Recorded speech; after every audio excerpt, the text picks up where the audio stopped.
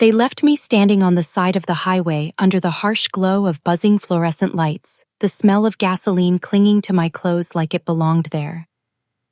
My mom leaned out the car window and snapped, "Just take the bus home." My dad didn't even glance at me. The doors slammed shut, the engine roared, and in seconds their taillights were nothing but fading red dots in the dark. Disneyland. That's where they were going. The family trip I'd begged for when I was little. But I wasn't family enough to go. I didn't cry, not a single tear. I just stared down the empty road with a crinkled plastic bag of snacks in my hand, like some pathetic parting gift. That was the night I finally understood what I was to them, less than nothing. All my life I'd tried to be the glue, the peacemaker, the quiet achiever. I thought if I racked up grades, scholarships, awards, maybe they'd finally see me. But my sister always got the cheers. My brother always got the excuses. Me? I was just background noise. Still, I believed blood meant something. That if I kept holding on, one day they'd change. That night at the gas station crushed that illusion. I watched buses rumble past, thought about calling, about begging. But then another thought came in. No, I won't go home. Not now, not ever. Their betrayal was the first. My silence was the second, because I never told them where I went or how I survived. I did take a bus, but not back to them. I rode into the city where the air reeked of ambition and rot. I worked, I studied, I listened more than I spoke. Every insult, every cruel laugh, every slight from my childhood hardened into resolve. They thought I'd come crawling back, waiting at the doorstep, grateful for scraps.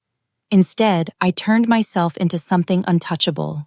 Law, finance, real estate. My days bled into nights, my nights into schemes. I learned how the world really was. The pressure points, the shortcuts, the way money moved like blood through veins.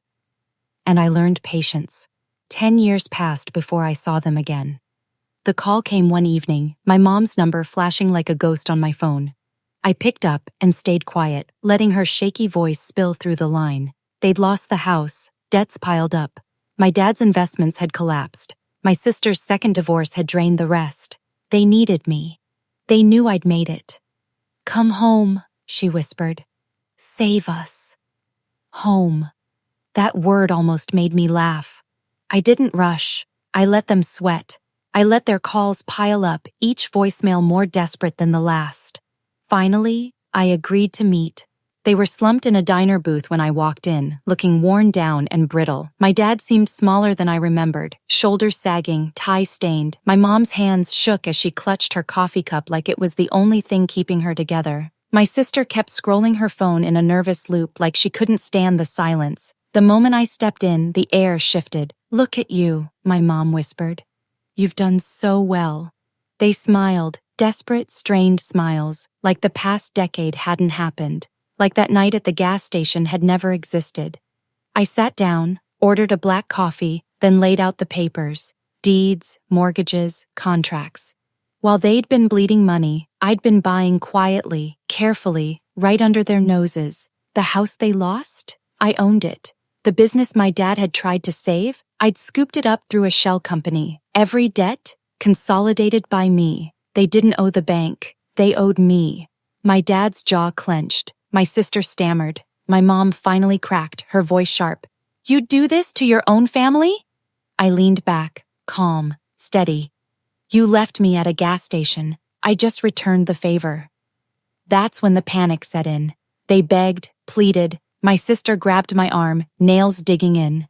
My dad tried to bark orders like he still had authority. My mom wept, clutching at some memory of a bond that never existed. But I didn't raise my voice. I didn't gloat. I simply stood, left the papers behind, their names stamped in ink beneath mine. I had built something from nothing. "You taught me how," I said. "So thank you." Then I walked out. 10 years later, the calls still come. Voicemails filled with apologies, manipulations, desperate bargains. They want me back, to save them from the wreckage they created. But I don't go back. I don't answer. Because the truth is, I never left them at that gas station. They left me. And I stay. Id gone. Now, when I pass a gas station at night, neon buzzing, asphalt shining with spilled fuel, I don't feel bitterness. I feel clarity. That was the night I was set free. They abandoned me to the dark. I built an empire out of it. And now they live in the ruins of their own choices, right where they left me.